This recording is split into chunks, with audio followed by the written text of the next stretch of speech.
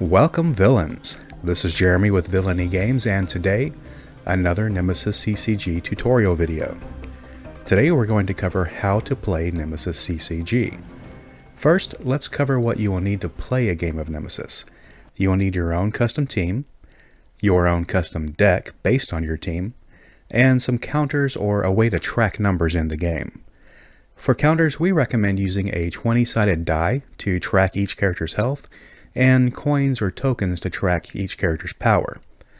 These values will change frequently throughout the game, so having a distinct tracking method for both health and power will be very helpful.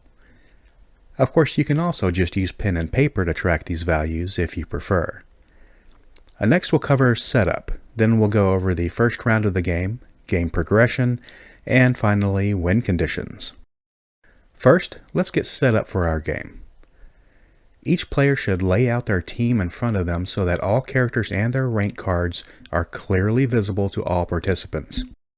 In the interest of fairness, players should reveal their teams at the same time, and no changes should be made to team or rank cards once the characters have been placed.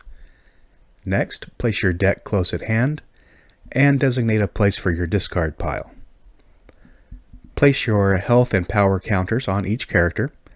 Each character begins play at full health, and with power counters equal to the power value on their rank card.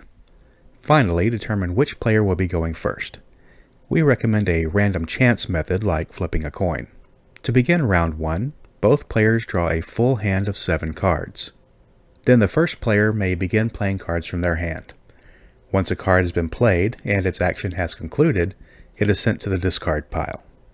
When the first player has finished playing cards, they may choose to discard any unwanted cards from their hand.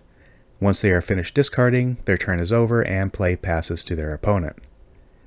Player 2 begins their turn by distributing power to their characters. Each character on the player's team contributes an amount of power equal to the power value of their rank card each turn. The power contributed by the characters is pooled together into a single pool.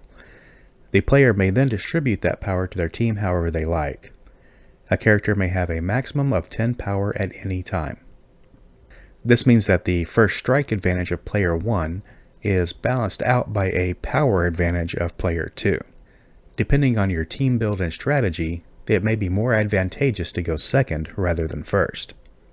After distributing power to their team, player 2 will now play cards from their hand and then discard any unwanted cards to end their turn. And that's the end of round 1. From here on out, the game will progress using the standard turn order, with players alternating turns each round. The standard turn order is collapse phase, draw phase, power phase, action phase, and discard phase. During the collapse phase, activate any collapse effects on cards that have an automatic activation.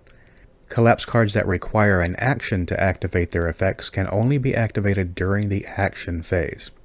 During the draw phase, the player will draw cards from the top of their deck until they reach the maximum hand size of 7 cards. During the draw phase, if you draw a card for a character that has already been defeated, you may choose to immediately discard that card and draw another to replace it. This helps to ensure that you don't end up with dead hands, where you are unable to play any of the cards you have in your hand. If you deplete your deck during the draw phase before your hand is full, shuffle your discard pile to refresh your deck and continue drawing cards. The power phase is where you will distribute power to your team so that they can use their ability cards. Each character contributes power based on their rank card. This power is gathered into a single pool, and then redistributed to characters by the player. Power can be distributed however you like, but no character may have more than 10 power at any time. Next is the action phase. During the action phase, the player may play cards from their hand or activate abilities and effects on cards that are already in play. Each character can perform 1 standard action and 1 free action each turn. Most actions that a character will take are standard actions. There are some abilities and triggered effects that only require a free action. These free actions are small actions that can be taken without using up the character's whole turn. Ability cards may only be played by the character to whom that card belongs. The character playing the card must pay the card's power cost before playing the card. Once the card has taken effect and its action is concluded, it is placed in the discard pile.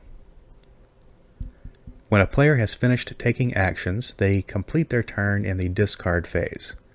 In the discard phase, the player must discard down to the maximum hand size. The player may also choose to discard any unwanted cards at this time. Play continues with each player taking turns until somebody wins. To win the game, you must defeat all your opponent's characters. When a character is defeated, flip their character card over but leave it in play. Remove all power tokens from the card. Defeated characters are no longer considered to be active characters.